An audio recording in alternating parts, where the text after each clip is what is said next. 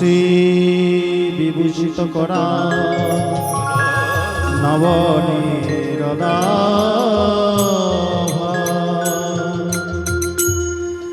পীতাম্বরবিম্ব ফলা অধর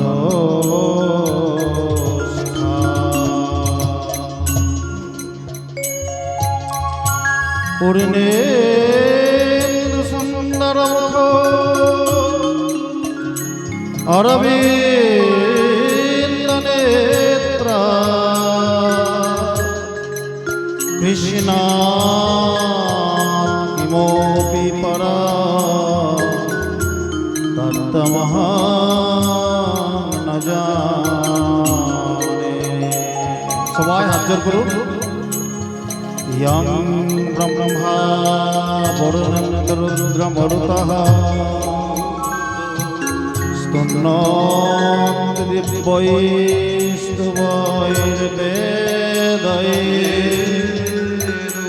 साङ्गोपदक्रमोपनिषदर्गायन्ति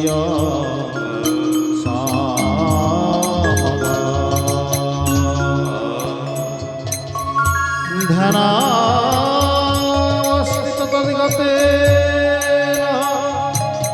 मनसा पश्यन्ति यं योगिनः यस्यान्तं न विदुः सुरासुरगणाः देवाय तस्मै नमः। ॐ शान्ताकारं भुजगशयनं पद्मनाभं सुरेशं विश्वाधारं गगनसदृशं मेघवर्णं शुभांगं लक्ष्मीकान्तं कमलनयन योगिभिर्ध्यानगम्यं वन्दे विष्णु भवभयहरं सर्वलोकैकनाथं।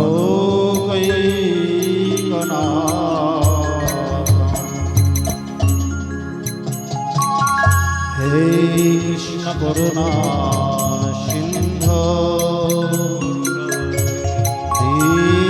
दीनबन्धो जगत्पते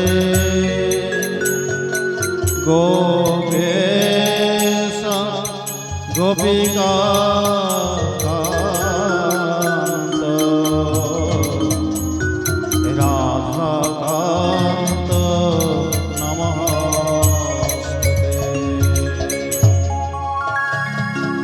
तप्त कांचन गौरांगी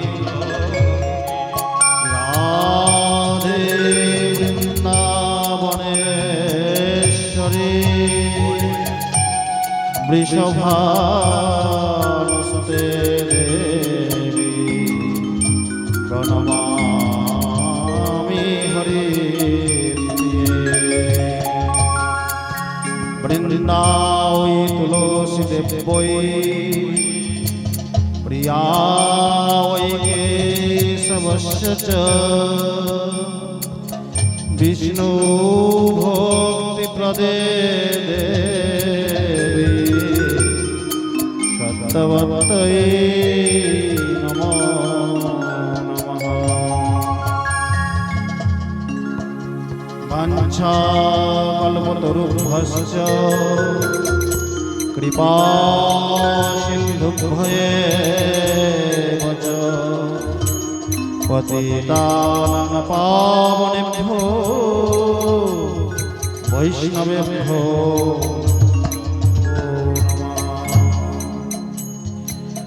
जय श्री कृष्ण चैतन्य प्रभु नित्यानंद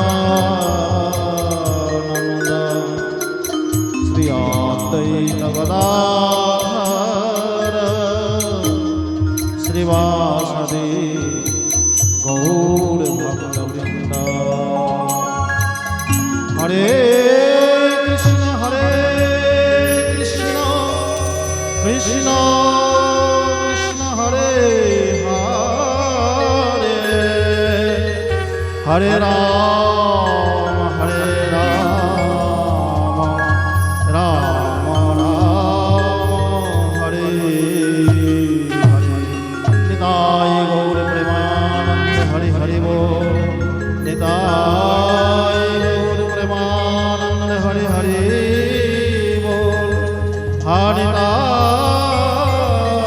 গৌর প্রেমানন্দে হরি হরি।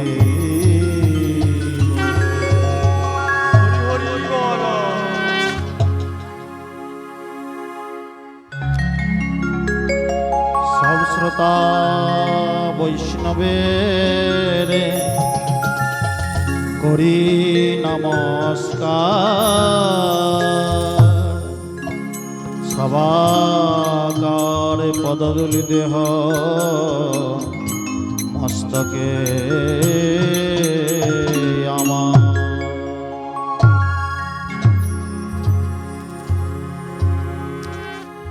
সুধী ভগবৎ স্বরূপ আমার সম্মুখে উপস্থিত গৌর গোবিন্দ প্রিয় ভক্তমণ্ডলী, জগন্মাতার অংশস্বরূপিণী ভক্তিমতী মাতৃমণ্ডলী, আপনাদের সকলের শ্রীচরণ কমলে আমার সশ্রদ্ধ প্রণাম বন্দন জানিয়ে আজকে ভাগবতীয় কথার শুভারম্ভ করছি। তাই গৌর প্রেমানন্দ হরি হরি বল।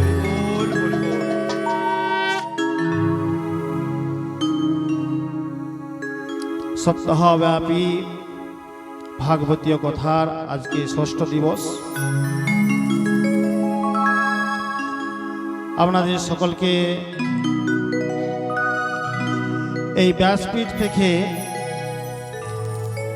পবিত্র ব্যাসপীঠ থেকে আমার আন্তরিক শুভেচ্ছা এবং আপনাদের সকলের আত্মার কল্যাণ প্রার্থনা করি। এই ভাগবতীয় কথা শ্রবণে সকলের হৃদয়ের এবং মনের সমস্ত ময়লা দূরীভূত হোক। আপনারা সমস্ত দিক থেকে, দৈহিক দিক থেকে, মানসিক দিক থেকে, সমস্ত সর্বপ্রকারে আপনাদের সুখ স্বাচ্ছন্দ্য ভগবান বাসুদেবের কাছে কামনা করি। তাই গৌর প্রেমানন্দে হরি হরি। পরমেশ্বর পরাৎপর অনন্ত কোটি বিশ্বব্রহ্মাণ্ডের মালিক, অখিল রসামৃত সিন্ধু, সর্বদেব দেবী স্বরূপ ভগবান শ্রীকৃষ্ণের বাগ্ময়ী মূর্তি শ্রীমদ্ ভাগবত মহাপুরাণ।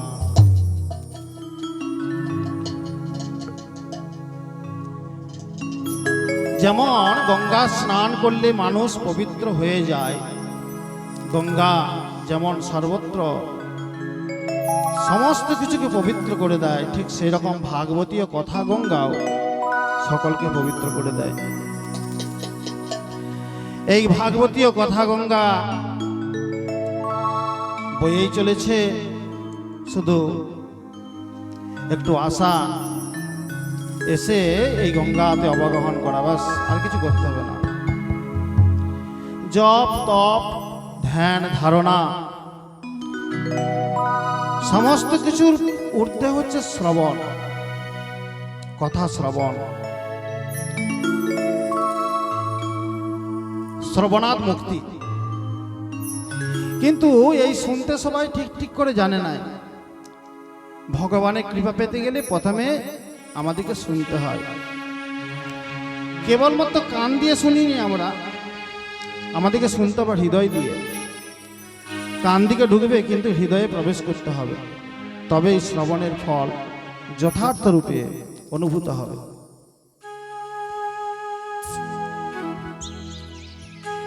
রাজা জন্মেজয় একবার অশ্বমেধ যজ্ঞ করেছিলেন। তো সেখানে তিনি ক্রোধবশত একজন ব্রাহ্মণ বালককে হত্যা করে ফেলেছিলেন, অত্যন্ত ক্রোধী হয়ে।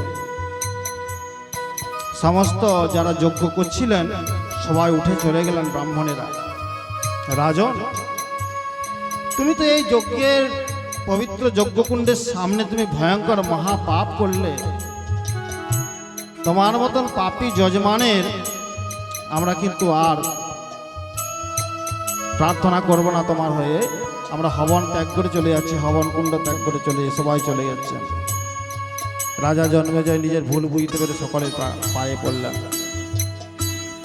বললেন, হে ঋষিগণ, আমার হয়ে গেছে, ক্ষমা করুন, কিন্তু এমন কোন উপায় অন্তত বাতলে দেন, বলে দেন, যাতে করে আমার এই যে ব্রহ্মহত্যার পাপ থেকে আমি নিষ্কৃতি পাবো।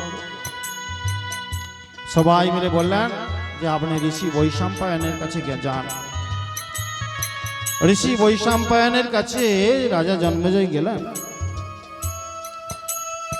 বৈশাম্পায়ন ঋষি তিনি বললেন, হে রাজন, আপনি যে ব্রহ্ম হত্যা করেছেন, এই ব্রহ্ম হত্যার মহাপাপ থেকে মুক্ত হওয়ার একমাত্র উপায় হচ্ছে একাগ্রচিত্তে মহাভারত শ্রবণ। কথাস্থল নির্মিত হলো, খুব সুন্দরভাবে কথাস্থল নির্মিত হয়েছে, একটু উচ্চ আসন তৈরি করা হয়েছে। সেখানে ঋষি বৈশাম্পায়ন বসেছেন, আর নিচের সারিতে অজস্র শ্রোতা বসেছেন। তাদের মধ্যে মুখ্য শ্রোতা হচ্ছেন রাজা জন্মেজয়, তিনি কথা পড়াচ্ছেন। সমস্ত মাঙ্গলিক দ্রব্যে কথা মণ্ডপ সুসজ্জিত ছিল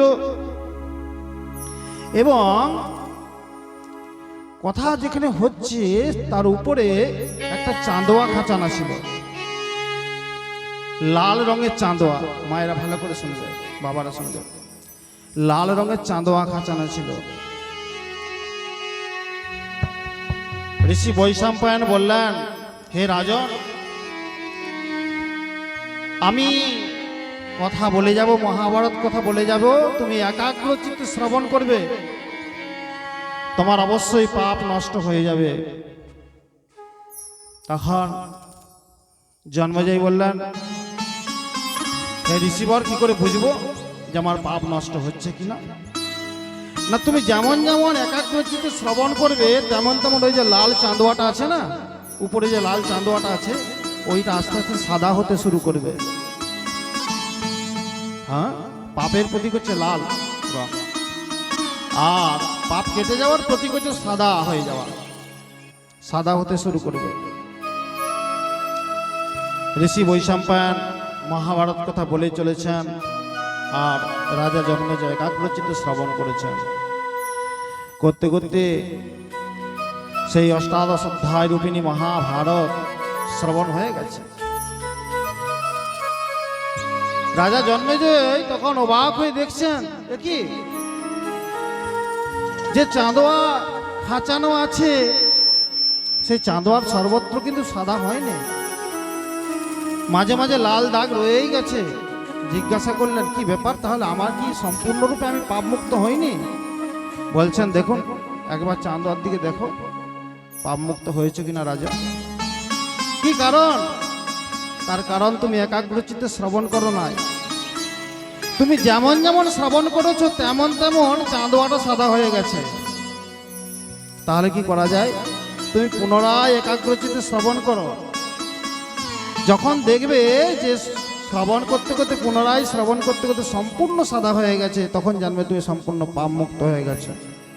আবার মহাভারত কথা শুরু হলো। ঋষি বৈশাম্পায়ন বলতে শুরু করলেন, আর একাগ্রচিত্তে সমস্ত কিছু নিখুঁতভাবে শ্রবণ করতে লাগলেন রাজা জন্মেজয়। শুধু শ্রবণ নয়, শ্রবণ করার পরে মনন করছেন, ভাব দিয়ে, অত্যন্ত ভাব গম্ভীর ভাবে তিনি শ্রবণ করছেন, ভাবে বিহল হয়ে। সবাই দেখল মহাভারত কথা আবার সুসম্পন্ন হলো, সমস্ত চাঁদোয়াটা সাদা হয়ে গেল। এর অর্থ এইটাই, এই যে কথা, এই কথা সামান্য কথা নয় বাবা। আমাদের বহু জন্মের সৌভাগ্য যে আপনারা এই স্থানে ভাগবত কথা শুনতে পাচ্ছেন, শোনার সৌভাগ্য হচ্ছে। বহু বহু বহু বহু জন্মের এই এলাকাবাসীর সৌভাগ্য। ভগবান আপনাদের উপর খুবই প্রসন্ন। আজকালকার দিনে এই অপসংস্কৃতির যুগে, যেখানে অপসংস্কৃতিতে ভরে গেছে, আমাদের কালচারাল যে দিকটা আছে সেটা একদম নষ্ট হয়ে যাচ্ছে। এমনকি যে হরিনামের মতন পবিত্র মঞ্চ সেটাও কলুষিত হচ্ছে আমাদের দোষে। সেই অপসংস্কৃতির যুগে আজকে যে আমরা জীবনের যে চরম সত্য কথাটা শুনতে সুযোগ পাচ্ছি, এই জন্য ভগবানকে ধন্যবাদ দেওয়া দরকার, কৃতজ্ঞ থাকা দরকার। বাবা হরি বল। কি বললাম? কৃতজ্ঞ। কৃতজ্ঞতা এমন একটা গুণ যেটা না থাকলে কখনো তোমার উন্নতি হবে না। শিষ্য যদি গুরুর প্রতি কৃতজ্ঞ না থাকে, শিষ্যের কোনোদিন কল্যাণ হবে না। তাই চাই কৃতজ্ঞতা। এই কৃতজ্ঞতার জন্যই তো গুরুদেবের কাছে আমরা বন্দনা করছি। কি বলছি? কৃতজ্ঞতা প্রকাশ করছি, আর কিছু নয়, শুধু কৃতজ্ঞতা প্রকাশ করছি। কি বলছি? অজ্ঞানতিমিরান্ধস্য জ্ঞানাঞ্জন শলাকয়া চক্ষুরুন্মিলিতং যেন তস্मै শ্রী গুরবে নমঃ। হে গুরুদেব, আপনি আমাকে এই অজ্ঞানের অন্ধকার থেকে তুলে এনে জ্ঞানের পথে এনেছেন। আপনি আমার চোখগুলিকে খুলে দিয়েছেন। আপনাকে নমস্কার করি, আপনাকে কৃতজ্ঞতা জানাই। প্রজ্ঞান পুরুষ সসংবেদ্য সানুভবদেব শ্রী শ্রী বাবা ঠাকুর তার শ্রীমুখ থেকে বলছেন, অকৃতজ্ঞ ব্যক্তিকে ভগবানও ক্ষমা করেন না।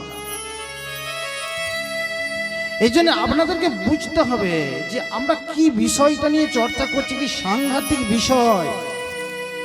এই কম জিনিস নয়। ভগবানের সাক্ষাৎ বাগময় প্রতিমা আপনাদের সামনে, এটা মন্দিরের মতন জ্ঞান করা দরকার। এবং এর মাধ্যমে সবকিছু আছে। এই শ্রীমদ্ ভাগবতের মধ্যে কি নাই? মুক্ত, মুমুক্ষু, বদ্ধ সমস্ত জীবের পক্ষে শ্রীমদ্ ভাগবত অত্যন্ত কল্যাণকারী।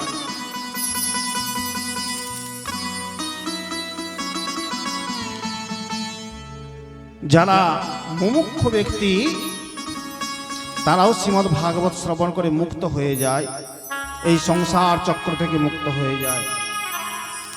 যারা বদ্ধ বিষয়ী ব্যক্তি তারাও শ্রীমদ্ ভাগবত শ্রবণ করে ভগবানের প্রতি অপ্রাকৃত প্রেম প্রাপ্ত হয়।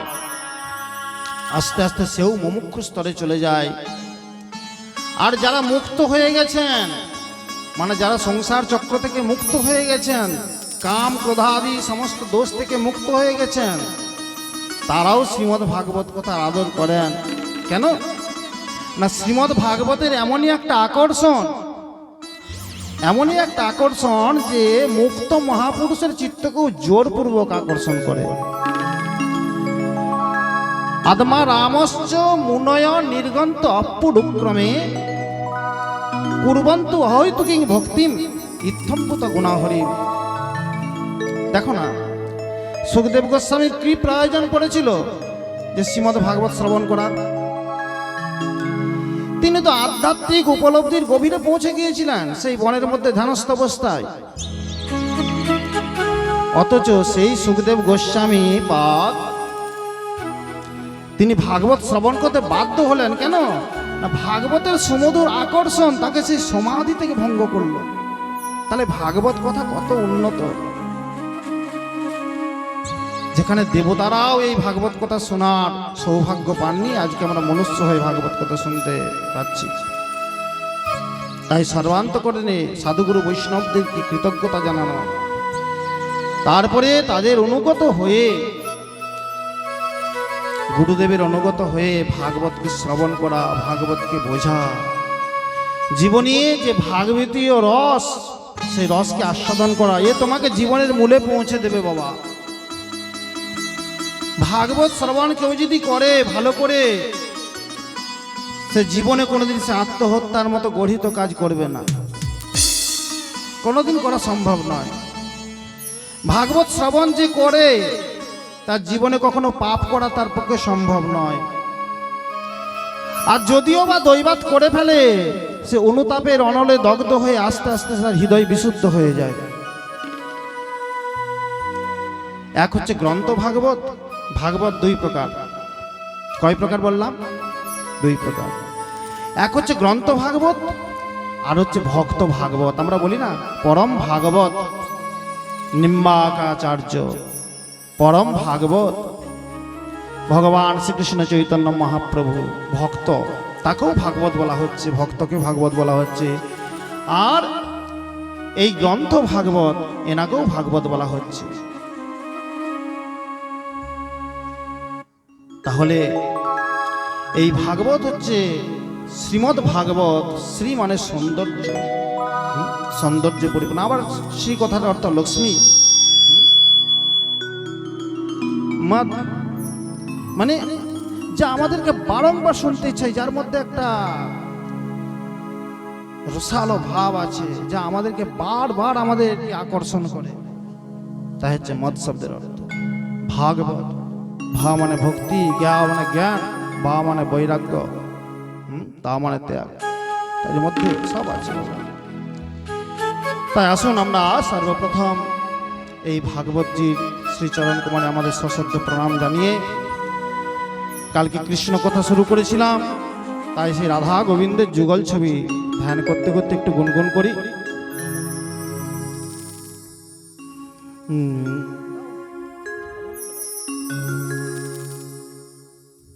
রাধে চরণ।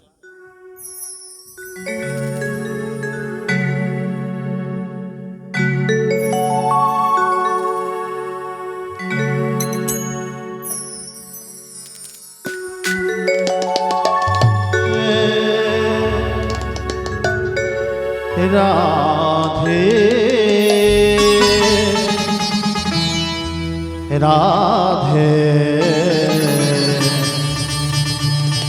রাধে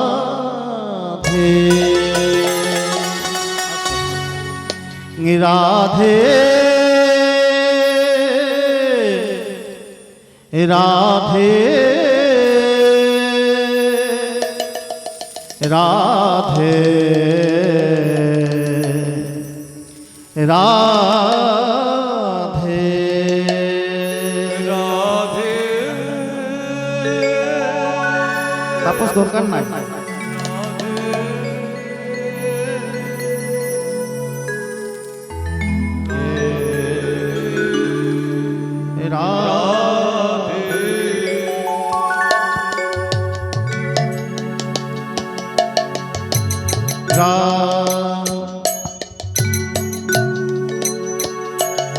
राधे तेरी चरणों की,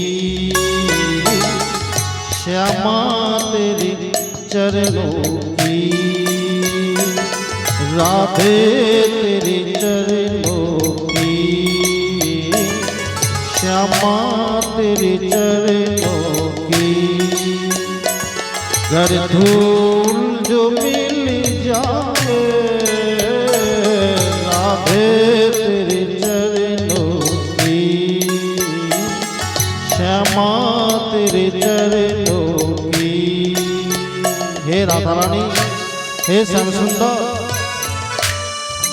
তোমাদের যুগল চরণে আমার এই মিনতি। যদি তোমাদের শ্রী চরণের সামান্য ধুলি যদি আমার শিরে পতিত হয়, সত্যি কথা বলতে গেলে কি আমার ভাগ্যের আকাশ সম্পূর্ণভাবে খুলে যাবে। রাধে তেরি চरणों की, श्यामा तेरी चरणों की,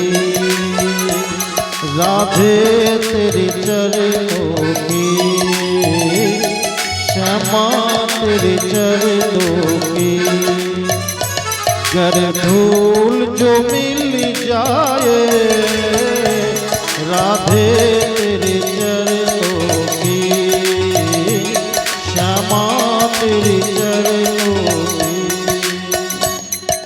হরি বল। হে রাধা রানী, হে শ্যাম সুন্দর।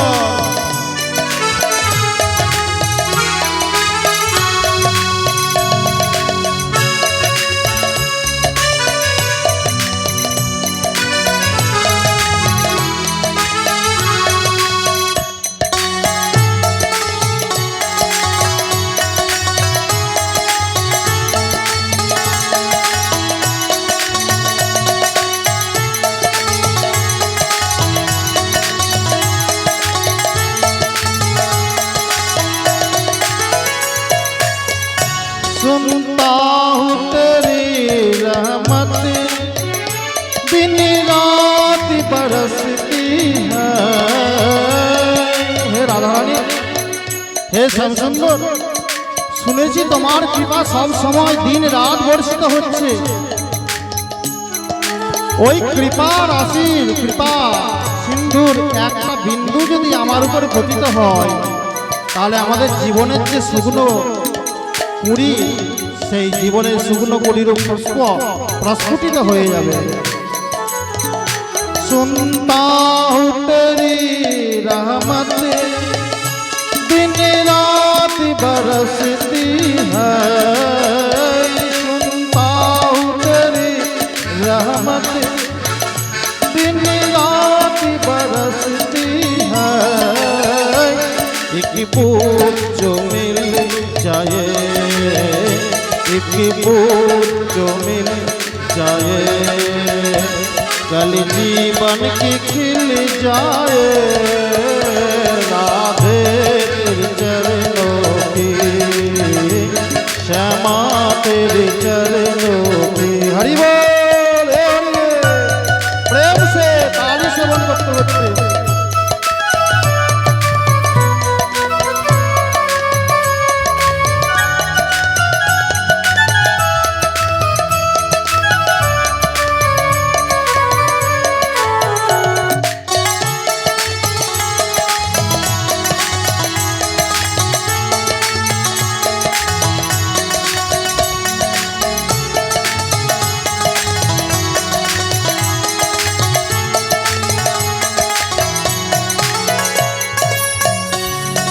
मन बड़ा चंचल है, कैसे तेरी भजन करे। ये मन बड़ा चंचल है, कैसे तेरी भजन करे। जितना ही तुझे समझाओ, जितना ही तुझे समझाओ, उतना ही मचल जाए। राधे तेरी चरणों की, श्यामा तेरी चरणों की। हरि बोल।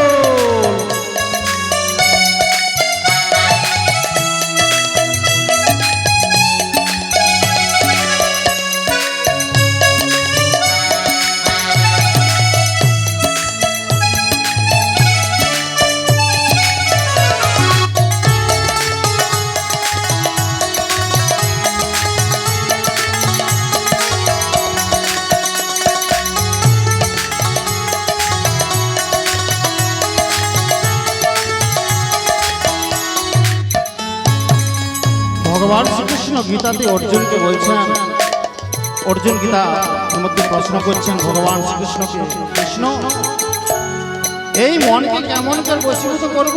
এই মন তো বড়ই চঞ্চল। চঞ্চল হি মন কৃষ্ণ প্রমাথি বলবদ্দিরম তস্যাহং নিগ্রহং মন্যে বায়ুরেব সুদুষ্করম। কৃষ্ণ এই মন বড়ই চঞ্চল। বেগবান বায়ুকে বশীভূত করা সম্ভব হলেও হতে পারে, কিন্তু এই দুর্জয় মনকে, চঞ্চল মনকে বশীভূত করা খুব কঠিন। তখন কৃষ্ণ বলছেন, হে অর্জুন, অসংশয় মহাবাহো মনো দুর্নিগ্রহং চল। অর্জুন, তুমি ঠিকই বলেছো, এই মনকে বশীভূত করা অত্যন্ত কঠিন, কিন্তু কঠিন হলেও এটা অসম্ভব নয়। কেন? অভ্যাসেন তো কৌন্তেয় বৈরাগ্যেন তো গৃহ্যতে। বারবার অভ্যাস এবং বৈরাগ্য অনুশীলন করলে পর মন বশীভূত হয়। তাই এখানে ভক্ত শ্রী রাধা গোবিন্দের যুগল পাদ পদ্মে বলছেন,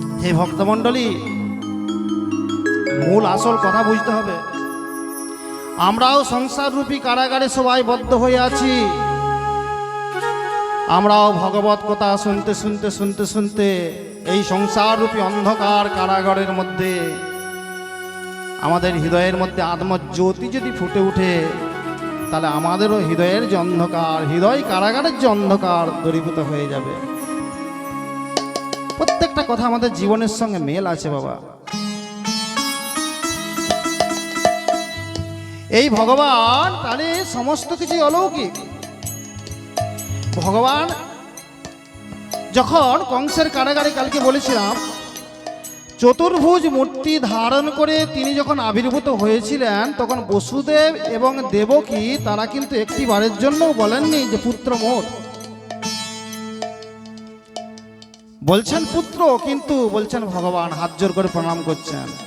বসুদেব স্তব করলেন, দেবকী মা স্তব স্তুতি করছেন। স্তব স্তুতি কার করা যায়? নিজের ছেলে বলে ভাবলে কি স্তব স্তুতি করা যায়? ভগবান বলে ভাবতে হয়।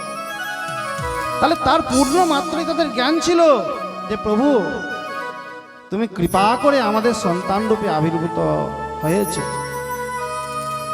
তাহলে এই জন্য ভগবান শ্রীকৃষ্ণের এরপরে যে লীলা মাধুর্য আস্বাদন করব, সমস্ত লীলাগুলি অলৌকিক, প্রাকৃত নরনারীর মতো নয়। এইটা বারংবার খেয়াল করতে হবে।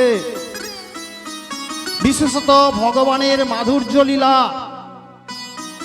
আস্বাদনের যোগ্য সকলে নয়।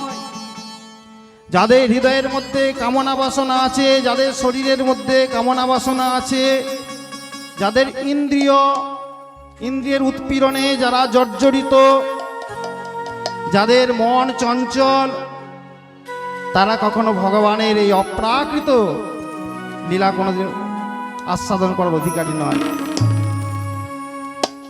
ভগবানের এই লীলা মাধুর্য লীলাকে আস্বাদন করার মানুষ খুব কম আছে। সেই জন্য আমাদেরকে যে লীলা আস্বাদন করতে হবে, বুঝতে হবে এটা আমাদের জীবনের সঙ্গে কোনো ব্যাপার নয়।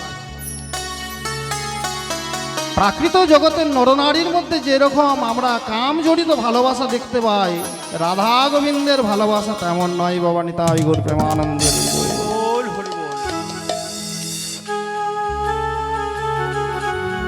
কৃষ্ণ প্রেম যেন সুনির্মল, যেন শুদ্ধ গঙ্গা জল, সেই প্রেম অমৃতের সিন্ধু। অমৃতের সিন্ধু, এখানে কাম গন্ধ নাই। ভগবান শ্রীকৃষ্ণের জীবনীটা পুরোটাই নিষ্কাম ভাবের উপর প্রতিষ্ঠিত। তিনি এসেছিলেন পৃথিবীতে কেন না?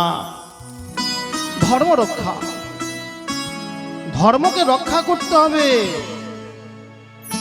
মানুষ ধর্ম পথে চলতে চলতে চলতে চলতে যে জীবনের যে মূল সুরটি হারিয়ে ফেলেছে, সত্য থেকে বিচ্যুত হয়ে যাচ্ছে, মানুষকে সেই সত্যের পথে পুনরায় প্রতিষ্ঠিত করাই তার জীবনের উদ্দেশ্য ছিল।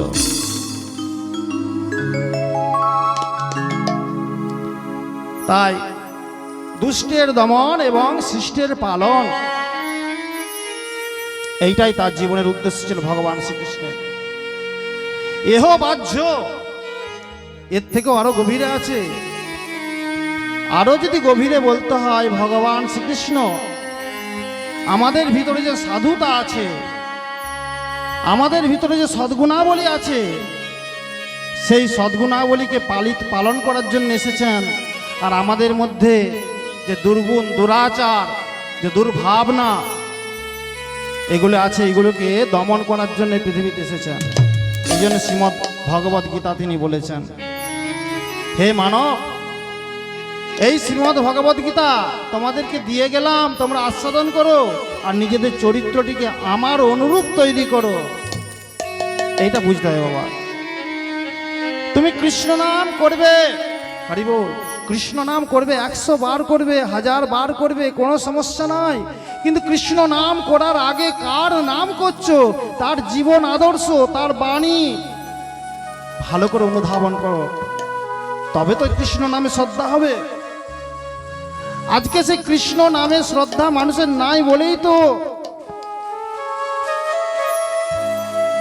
এই যে নাম সংকীর্তনের যে পবিত্র মন্দির, এই পবিত্র মন্দিরকে আমরা কলুষিত করছি, এটাকে এন্টারটেনমেন্ট বলে মনে করছি, মনোরঞ্জন বলে মনে করছি। আরে বাবা, নাম অপ্রাকৃত বস্তু, এটা মনোরঞ্জনের বিষয় নয়, এই আত্মানুরঞ্জনের বিষয়, আমাদের আত্মাকে বিশুদ্ধ করবে। তোমরা আজকে নামটাকে কোথায় নামিয়ে এনেছো? আচ্ছা, নামের কত কৃপা, হ্যাঁ, নামের কত কৃপা, তিনি তার দিব্য স্বরূপকে নামিয়ে এনেছেন পৃথিবীতে আমাদের সুবিধার জন্যে।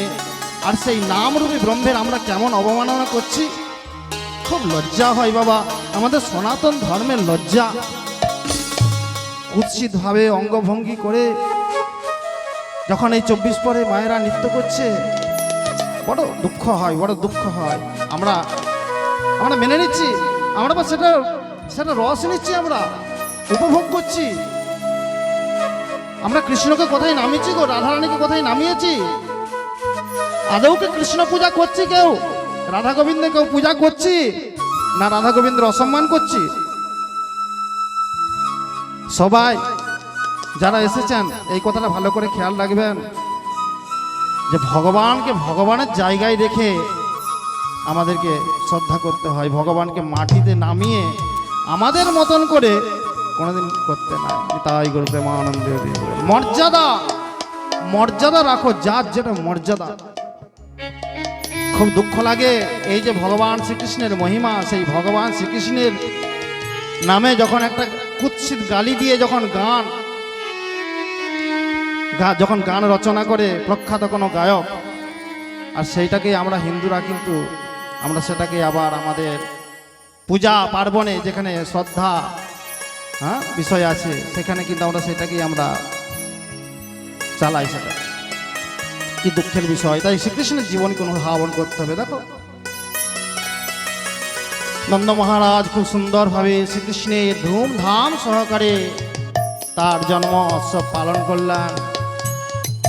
ব্রজবাসীদের মনের মধ্যে কি আনন্দ, কেন না সে আনন্দ সিন্ধু পরমানন্দ স্বরূপ, যোগীদের ধ্যান গম্য সেই পরম বস্তু আজকে নন্দের ভবনে এসে আবির্ভূত হয়েছে, নন্দের ভবনে খেলা করছে। আনন্দ আর ধরে না। তাই আনন্দ অনুষ্ঠান সারা করার পরে সেই নন্দ মহারাজ গেলেন কোথায় না কংসের কাছে বার্ষিক কর প্রদান করার জন্য। নন্দের মুখে কংস তার পুত্র সন্তান হওয়ার জন্মের সংবাদ পেল। সামনাসামনি কিছু বলল না, কিন্তু কংস পেছন দিকে একজন ভয়ঙ্কর রাক্ষসীকে পাঠিয়ে দিল। নন্দ মহারাজ গৃহে ফিরে না আসেননি, তার মধ্যেই সে রাক্ষসী চলে এসেছে। কোথায় না গোকুলে। কংসেন প্রহিতা ঘোড়া পুতনা বালঘাতিনী শিশুংশ্চার নিগ্রন্থি পুরগ্রাম ব্রজাদিষু। কংসের দ্বারা প্রেরিত হয়েছে সেই বালঘাতিনী পুতনা। হরিবোল। তার কাজ কি না গত 10 দিন আগের থেকে যত শিশু হয়েছে এবং আগামী 10 দিনে যাদের জন্ম হবে সবাইকে হত্যা করা। বালঘাতিনী পুতনা, সেই পুতনা চলে এসেছে ভগবান শ্রীকৃষ্ণকে হত্যা করার মানসে গোকুলে চলে এসেছে। সেই পুতনা অনেক রকম জাদুবিদ্যা জানতো, মায়াবী পুতনা। মায়ার দ্বারা সে অত্যন্ত একটি সুন্দরী রমণীর রূপ ধারণ করেছেন। 2 নম্বর বস্তু, তাকে যদি বাজারে চালাতে হয় তাহলে প্যাকেজিংটা খুব ভালো হতে হবে। 1 নম্বর প্যাকেজিং। পুতনার ভিতরটা ছিল কালো, কিন্তু কালো হলেও বাইরের বেশটা ছিল তার খুব ভালো। এরকম সুন্দরী রমণীর রূপ ধারণ করেছে। এবং ব্রজে যখন যাচ্ছেন তখন সমস্ত ব্রজবাসীরা দেখে অবাক হয়ে যাচ্ছে। আরে সাক্ষাৎ লক্ষ্মী দেবী বোধহয় মর্তধামে অবতীর্ণ হয়েছে। কি সুন্দর রূপ, টানা টানা কি সুন্দর চোখ, কি সুন্দর তার ভুজুগল, আবার কি সুন্দর করে খোঁপা বেঁধেছে, সেই খোঁপাতে মল্লিকা ফুলের মালা সুশোভিত, আর হাতে একটি রৌগ্মপদ্র স্বর্ণপদ্র, যেমন লক্ষ্মী দেবীর থাকে একটা হাতে রূপ। আর সুন্দর সুন্দর অলঙ্কারে সুশোভিত, কানে আছে দিব্য কুণ্ডল, আর তার দিব্য মোহিনী দৃষ্টি দিয়ে সকলের মন অপহরণ করছে। ব্রজবাসীরা সহজ সরল, তারা কেউ ধরতে পারল না পুতনার আসল রূপ। পুতনা এসেছে কেন না ভগবানকে হত্যা করার মানুষে, কংসের আদেশ পালন করার জন্য। সবাইকে তার রূপ দিয়ে ভুলিয়ে দিল পুতনা, কেউ কোনো বাধা দিল না। যশোদা মাও বাধা দিলেন না, রোহিণী দেবীও বাধা দিলেন না, সোজা চলে গেল সেই আমাদের বালগোপাল নন্দলাল, হ্যাঁ, যেখানে সেই দোলনায় শুয়েছিল সেখানে। পুতনা কেউ বাধা দিল না, সবাই ভাবলো যে এত সুন্দরী রমণী আমাদের বালগোপালকে যদি কোলে নিয়ে একটু আদর করে করুক না, হ্যাঁ, আমাদের গোপালেরই কত সৌভাগ্য যে এত সুন্দরী রমণী তাকে কোলে করবে। হ্যাঁ, কিন্তু পুতনার হৃদয়ে ছিল বিষ, হৃদয়ে ছিল বিষ, মুখে ছিল অমৃত, হৃদয়ে বিষ। কি করে বুঝবে হৃদয়ে বিষ ছিল? না, ওই তার স্তনগুলিকে বিষ মাখিয়ে এসেছিল। উদ্দেশ্য কি ছিল? না বালগোপালকে স্তন্যপান করাবে, আর বালগোপাল তার সে বিষ মাখানো স্তন্য পান করে মারা যাবে, এইটি তার উদ্দেশ্য ছিল। চলে এলেন, গোপালকে তুলে নিলেন। বিবুদ্ধ তাং বালক মারিকা গ্রহং চরাচরাত্মহস নিমিলিত সনম। বালকের দুষ্ট গ্রহস্বরূপ সেই পুতনা গোপালকে কোলে তুলে নিলেন। যখন কোলে তুলে নিলেন, গোপাল কিন্তু চোখগুলি বন্ধ করে ফেললেন। কেন না পুতনা তুমি দুষ্ট, তোমার চরিত্র দুষ্ট, তোমার উদ্দেশ্য খারাপ। তুমি কত শিশুকে হত্যা করেছো, তোমার আমি মুখ দর্শন করতে চাই না, সেই জন্য চোখ বুঝে নিলাম। যেমন একটা অনন্ত মারব্য আয়তক মন্তকং যথোরকং সুপ্ত বুদ্ধ বুদ্ধিরজ্জুদি,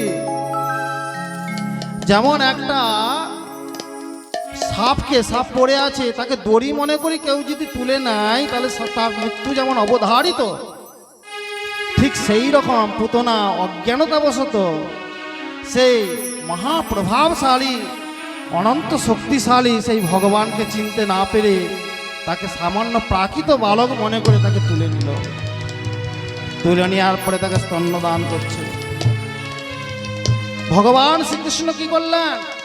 পুতনার যখন তার স্তনগুলি ভগবান শ্রীকৃষ্ণের মুখে দিয়েছেন, ভগবান শ্রীকৃষ্ণ স্তন্যপান করছেন, আর ভগবান বলছেন, মা তুমি আমাকে স্তন্যদান করছো, আমি তোমার কল্যাণ করব। যে আমার হাতে মৃত্যু হয় সে চিরতরে তার বৈকুণ্ঠ গতি লাভ হয়। ভগবান শ্রীকৃষ্ণ কি করলেন? স্তন্যপান করতে করতে পুতনার প্রাণবায়ুটি শুষতে লাগলেন। আর তখন নিষ্পৃত্যমান অখিল জীব মর্মণি, মর্মস্থান নিপীড়িত হয়ে সেই পুতনা ভয়ঙ্কর চিৎকার করতে লাগলো, মুঞ্চ মুঞ্চ আলাম আলাম, আর না আর না, ওরে ছাড় ওরে ছাড়, এই বলে চিৎকার করতে করতে ভীষণ চিৎকার করতে লাগলো। আর সেই পুতনার সেই সুন্দরী রূপ অন্তরিত হয়ে তার বিশাল রাক্ষসী রূপ প্রকাশ পেল। আর সেই ভয়ঙ্কর পুতনা বজ্রাহত বিত্রাসুরের মতো গোষ্ঠ ভূমিতে পতিত হলো সশব্দে। ব্রজের যত গাছপালা ছিল, 6 ক্রোশ জুড়ে যত গাছপালা ছিল, সব গাছপালাগুলো বিধ্বস্ত হয়ে গেল। মা যশোদা সবাই অজ্ঞান হয়ে গেছে, মাতা যশোমতী অজ্ঞান হয়ে গেছে। কি হলো কি হলো গোপাল, কি হলো? যখন জ্ঞান ফিরেছে, সবাই এসেছে, সেই পুতনার বিশাল শরীর ছুটে ছুটে যাচ্ছে, কোথায় কৃষ্ণ, কোথায় কৃষ্ণ। দেখলেন এ তো সামান্য, আরে যাকে আমরা সাক্ষাৎ লক্ষ্মী দেবী বলে সম্মান করেছি সে তো সামান্য নয়, সে তো সাংঘাতিক একটা রাক্ষসী। কি ভয়ঙ্কর তার রূপ, লাঙলের ফলার মতন দন্ত, পর্বত গহ্বরের মতন গভীর নাসানন্দ, আর স্তনগুলোকে দেখে মনে হচ্ছে ক্ষুদ্র ক্ষুদ্র পর্বত, আর চুলগুলি তামাটে রঙের ছড়িয়ে গেছে, ইতস্তত বিক্ষিপ্ত কেশর রাশি, আর চোখগুলি হচ্ছে কোটরগত, সাংঘাতিক, তাকে এত ভয়ঙ্কর লাগছে। আর উদরটাকে দেখে মনে হচ্ছে জলশূন্য হ্রদ। সেই ভয়ঙ্করী পুতনার বক্ষে ভয়ঙ্করী পুতনার বক্ষে অকুত ভয় ভগবান শ্রীকৃষ্ণচন্দ্র তিনি অবলীলায় খেলা করছেন। সবাই দেখে অবাক হয়ে গেল ভগবানের লীলা। ভয়ঙ্করীর বক্ষে আজকে ভগবান খেলা করছেন। তার মানে কি, ভগবান হচ্ছে ভয়ানাং ভয়ং ভীষণাং ভীষণানাং। ভয়ও ভগবানকে ভয় করে, ভগবান ভয়ের ভয়, তিনি ভীষণেরও ভীষণ। গতি প্রাণীনাং পাবনাম পাবনানাম, তিনি প্রাণীদের একমাত্র গতি, সকলকে পবিত্র করে দেন। আজকে ভূতনাথকেও পবিত্র করে দিলেন ভগবান। কেমন করে আমরা একটু বাদে চর্চা করব। সবাই দেখছেন বালকো চতুস্স উড়তি ক্রীড়ন্তম অকুত ভয়ম গপ্পস্তুর্ণং সমভ্যেত জগৃহীর জাত ব্রহ্মা। বালক নির্বিঘ্নে অবলীলায় সেই পুতনার বক্ষে খেলা করছে। যশোদা মাতা তিনি সেই বালককে তুলে নিলেন, কৃষ্ণকে তুলে নিলেন। মায়েদের যেমন স্বভাব, যশোদা মায়ের তো বাৎসল্য রস, তিনি কোনোদিন কৃষ্ণকে ভগবান বলে ভাবতেই পারবেন না, এমনকি দেবতা বলেও ভাবতে পারবেন না।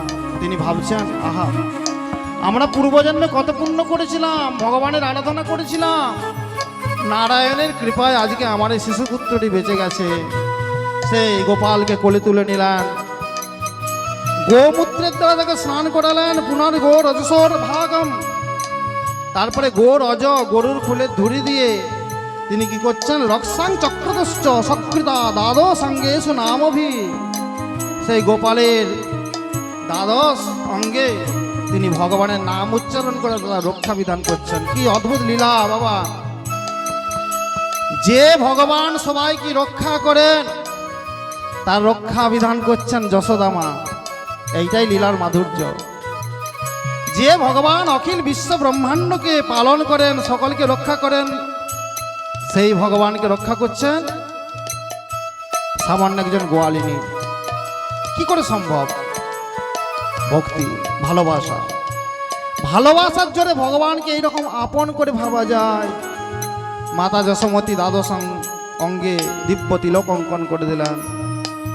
ওম কেশবায় নমঃ, ওম নারায়ণায় নমঃ, ওম মাধবায় নমঃ, ওম গোবিন্দায় নমঃ, ওম বিষ্ণবে নমঃ, ওম মধুসূদনায় নমঃ, ওম ত্রিবিক্রমায় নমঃ, ওম বামনায় নমঃ, ওম শ্রীধরায় নমঃ, ওম ঋষিকেশায় নমঃ, ওম পদ্মনাভায় নমঃ, ওম দামোদরায় নমঃ, ওম নমো ভগবতে বাসুদেবায় নমঃ। পুতনার বিশাল শরীর, সেটাকে সৎকার করতে হবে। কি করে সৎকার করা যায়? নাহলে তো পচে গলে ব্রজ তো দুর্গন্ধময় হয়ে যাবে। ব্রজে কেউ বাস করতে পারবে না। ব্রজবাসীরা চিন্তায় পড়লে, এত বড় শরীরকে কি করে দাহ করব? এত বড় শরীর। তখন ব্রজবাসীরা খণ্ড খণ্ড করে সেই পুতনার শরীরটাকে কাটতে লাগলো। হাজার হাজার চিতা প্রজ্বলিত হলো। নন্দ মহারাজ আসছেন, ঠিক সেই সময় দেখছেন যে এত মানুষ মারা গেছে, ব্রজে কি হয়েছে, ছুটে ছুটে আসছেন। তারপরে যখন শুনলেন, সেই নন্দ মহারাজ তিনি ভাবলেন যে আমি যখন কংসের কাছে রাজত্বের জন্য কর দিতে গিয়েছিলাম, তখন বসুদেব আমাকে সাবধান করেছিলেন যে নন্দ তুমি শীঘ্র যাও। অদ্ভুত কথা, মৃত শরীর কে যখন আমরা দাহ করি তখন দুর্গন্ধ উত্থিত হয়। কি মায়েরা এদিকে হরি বল। মৃত শরীর যখন দাহ করি দুর্গন্ধ উত্থিত হয় না সুগন্ধ উত্থিত হয়? হ্যাঁ, দুর্গন্ধ। কিন্তু অদ্ভুত কথা, পাবনানাং চ পাবনম, ভগবান সকলকে পবিত্র করে দেন। আজকে সে অপবিত্র পুতনা যেহেতু ভগবানের দিব্য অঙ্গ স্পর্শ পেয়েছে, আজকে সেই পুতনার অপবিত্র শরীরটি পবিত্র হয়ে গেছে। এবং তার ফলে সেই শরীরটি যখন তাকে দাহ করা হচ্ছে, তখন তার থেকে সুগন্ধ উত্থিত হচ্ছে। নিতাই গৌর প্রেমানন্দে হরি বল, হরি বল। সুগন্ধ উত্থিত হচ্ছে কেন না, ভগবান শ্রীকৃষ্ণের দিব্য অঙ্গ স্পর্শে তা পবিত্র হয়ে গেছে। এই লীলার মাহাত্ম্য কি? এই লীলার অন্তর্নিহিত অর্থটা কি? ভগবান বলছেন, হে জীব, তুমি যতই অপবিত্র হও, তোমার চরিত্রটি অপবিত্র হয়ে গেছে। মানুষ বলছে যে অমুক মানুষের চরিত্রটা খারাপ হয়ে গেছে, চরিত্রটা অপবিত্র হয়ে গেছে, অমুক মানুষের তার স্বভাব চরিত্র সব চলে গেছে। সেই মানুষটিও যদি ভগবানের শরণাপন্ন হয় আর ভগবান তাকে যদি অনুগ্রহ করে, ভগবান অপবিত্রকেও পবিত্র করে দেন। এইটি হচ্ছে ভগবান শ্রীকৃষ্ণচন্দ্রের অপরূপ মহিমা। শুধু তাই নয়, যে মাতৃগতি পেয়েছিলেন মাতা যশোমতী এবং দেবকী মাতা, কত জন্ম তপস্যা করেছিলেন, তারপরে গোলকে তার মাতৃগতি পেয়েছিলেন। কারা? মাতা যশোমতী এবং দেবকী মাতা কত তপস্যা করে ভগবান শ্রীকৃষ্ণের মা হয়ে গোলকে বিরাজ করতে করার সৌভাগ্য অর্জন করেছিলেন। তত তপস্যা করতে হয়েছিল। কিন্তু ভগবান শ্রীকৃষ্ণের মহিমা দেখো, সেই পুতনাকে যে তাকে স্তনে বিষ মাখিয়ে মারতে এসেছিল, ভগবান তার দোষটা নিলেন নাই। যেহেতু তিনি মায়ের মতন তাকে কোলে তুলে নিয়েছেন, তাকে স্তন্যদান করেছেন, বললেন, দেবী তুমি আজ থেকে আমার মা, তুমি চলে যাও গোলকে এবং সেখানে আমাকে বাৎসল্য স্নেহ প্রদান করে তোমার জীবনকে ধন্য করো। নিতাই গৌর প্রেমানন্দ। অহ বকি স্তনকাল কূটং জিঘাংসয় পায় দপ্পসাদ্ধি লেভে গতিং ধাক্র চিত্তাং তত অন্নং কং বা দয়ালং শরণং ব্রজেম। আরে ভগবান শ্রীকৃষ্ণচন্দ্রের করুণাময়, ভগবান শ্রীকৃষ্ণচন্দ্রের কি অপার্থিব করুণা, কি অপরূপ করুণা। যে পুতনা তাকে হত্যা করার মানুষে স্তনে বিষ মাখিয়ে এসেছিল, ভগবান শ্রীকৃষ্ণ সেইটি দেখলেন না, তার অবগুণটা দেখলেন না। যেহেতু তাকে কোলে তুলে নিয়েছেন, সেই জন্যে তাকে মাতৃগতি দান করলেন। এর থেকে করুণা সম্পন্ন ভগবান, এর থেকে করুণাময় ভগবান আর কে আছে? তাই গৌর প্রেমানন্দ। হে কৃষ্ণ করুণা সিন্ধু দীনবন্ধু জগৎপতে গোপেশ গোপিকাকান্ত রাধাকান্ত নমস্তুতে। জয় করুণা সাগর করুণাবৎসল ভগবান শ্রীকৃষ্ণচন্দ্র কি জয়। তারপরে ভগবান শকটাসুরকে বধ করলেন। খুব সুন্দর একটি অনুষ্ঠানের আয়োজন হচ্ছিল। ভগবান শ্রীকৃষ্ণের বয়স তখন 81 দিন। তিনি তখন সেই পাশ ফিরতে শিখেছেন। হরি বল। ছেলেরা পাশ ফিরতে যখন শিখে, মানে প্রথমে চিঠি সহায় করে, দেখবে কয়েক মাস বাদে সে এক পাশ ফিরতে শিখে। ঠিক সেই সময় একটা অনুষ্ঠানের আয়োজন করেছেন, মাঙ্গলিক অনুষ্ঠানের আয়োজন করেছেন। আর সেই অনুষ্ঠানে কত ব্রাহ্মণেরা এসেছেন, সবাই ভগবান শ্রীকৃষ্ণচন্দ্রকে আশীর্বাদ করছেন। বালক শ্রীকৃষ্ণ, মাতা যশোমতী বালককে স্নান করিয়েছেন, খুব সুন্দর অসন বসনে সুসজ্জিত করেছেন। সুসজ্জিত করে সেই ভগবান শ্রীকৃষ্ণচন্দ্রকে তিনি দুগ্ধ প্রদান করছিলেন। আর ঠিক সেই সময় ভগবান শ্রীকৃষ্ণচন্দ্রের একটু ভুল এলো, মানে ঘুম চলে এলো একটু কপালে, মানে চোখে। যখন ঘুম চলে এলো, তার নিদ্রাবেশ দেখা দিল। তখন মাতা যশোমতী কি করলেন, একটা গাড়ি ছিল, একটা গরুর গাড়ি ছিল, কেমন সেই গরুর গাড়ির তলায় তিনি শুইয়ে দিলেন। কেন? ছোট্ট শিশু, তাকে রোদ লাগবে, তারপর অনেক রকম বন্য জন্তু আছে, যে কোনো সময় গরুর গাড়ির তলাটা নিরাপদ ভেবে সেখানে শুইয়ে দিলেন। এদিকে একজন অসুর, তার নাম হচ্ছে শকটাসুর, সে এসে কিন্তু ওই গরুর গাড়ির মধ্যে ভর করেছে। কেন? সেও কংসের দ্বারা প্রেরিত। উদ্দেশ্য কি ছিল?